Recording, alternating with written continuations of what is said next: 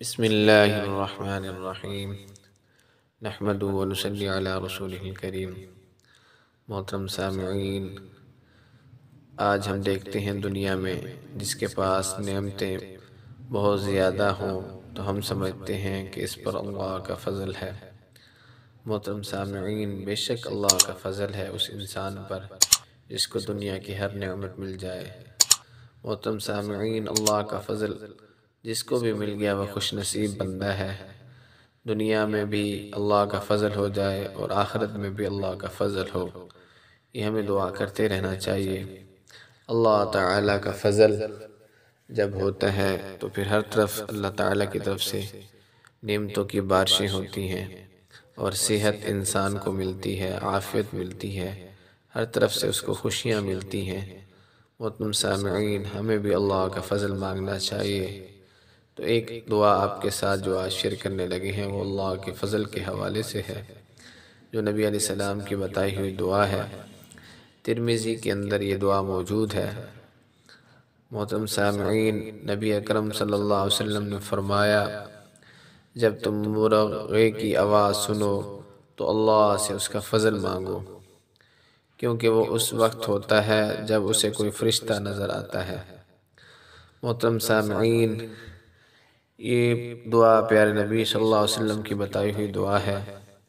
ہمیں چلتے پھرتے بھی اس دعا کو پڑھنا چاہیے۔ بہت ہی آسان دعا ہے اور چند جملے ہیں اس کے۔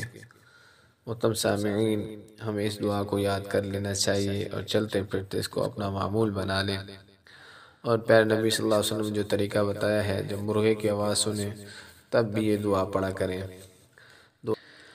دعا یہ ہے: بسم اللہ الرحمن الرحیم، اللہم انی اسألک من فضلک، اللہم انی اسألک من فضلک۔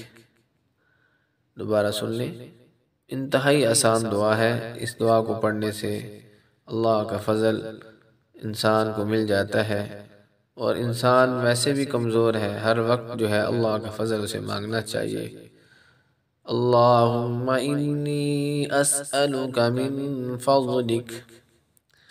اس کے ساتھ ساتھ فرمایا کہ جب گدھے کی آواز کو سنے، یعنی کہ رینگنے کی آواز سنے، تو شیطان مردود سے اللہ کی پناہ مانگو، کیونکہ وہ اس وقت شیطان کو دیکھ رہا ہوتا ہے۔ محترم سامعین، اس وقت فرمایا کون سی دعا پڑھنی چاہیے؟